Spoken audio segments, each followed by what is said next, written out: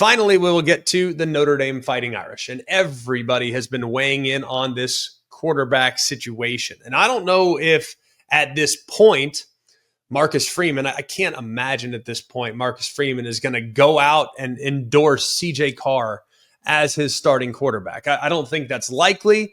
I think the staff still really likes Steve Angeli, and I think Steve Angeli has done enough in games to warrant this competition going all the way into fall camp. So I know people that were watching that game. I know people that were in the building, in the stadium, watching that game, and they can tell you right now, most people that have an eye for football will tell you that, well, CJ Carr, he's the best option. CJ Carr is the most talented guy. We've known that. That was never to be debated. I told you this 3 or 4 weeks ago. I told you that the most talented quarterback on Notre Dame's roster is CJ Carr.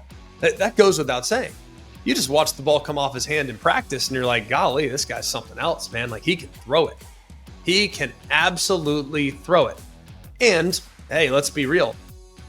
He might very well go into the summer and establish an even wider gap between Kenny Minchie and Steve Angeli and solidify himself as the no doubt day one starter, future superstar for the Fighting Irish. That could very easily happen. But I just don't think that's likely, at least at the moment. And I know that people are going to continue to point to the talent gap that exists between Carr and Angeli. There is one. I acknowledge that as much as everybody else. But I also know who Marcus Freeman is. I also know what Marcus Freeman has tried to win with the last couple of years.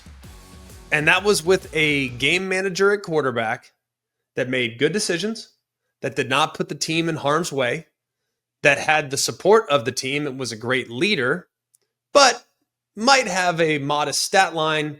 However, he did what he needed to do to get the team to the finish line with more points than the other team. Marcus Freeman has put value on that. Riley Leonard was that last year. CJ Carr is more talented from an arm talent standpoint than Riley Leonard. And if you were to put Riley Leonard in a spring game up against CJ Carr, where it's non-contact and all the other aspects of playing in a perfect ideal quarterback situation, CJ Carr is probably going to look a little better than Riley Leonard. That's a real possibility. Does that mean that CJ Carr was the best man for the job? No. Just means that the true value of what Riley Leonard brought to the team last year cannot be measured in a spring scrimmage. So let's just press the pause button right now. I've seen it from all you Notre Dame fans, like all my friends that are diehard Notre Dame fans. I think CJ Carr's got a chance to be great. I do. I hope that for him. I hope that for Notre Dame. But I also am not at this point willing to completely throw away the possibility of Steve Angeli being the starting quarterback and having a chance to lock down that position, knowing that the defense has a chance to be elite and that points might not be the most important thing to the starting quarterback spot next year. It might be avoiding mistakes like it was this past year en route to a national championship game appearance. We'll see where this thing goes. It's going to be fascinating. But based on the performance last week, Carr looked best.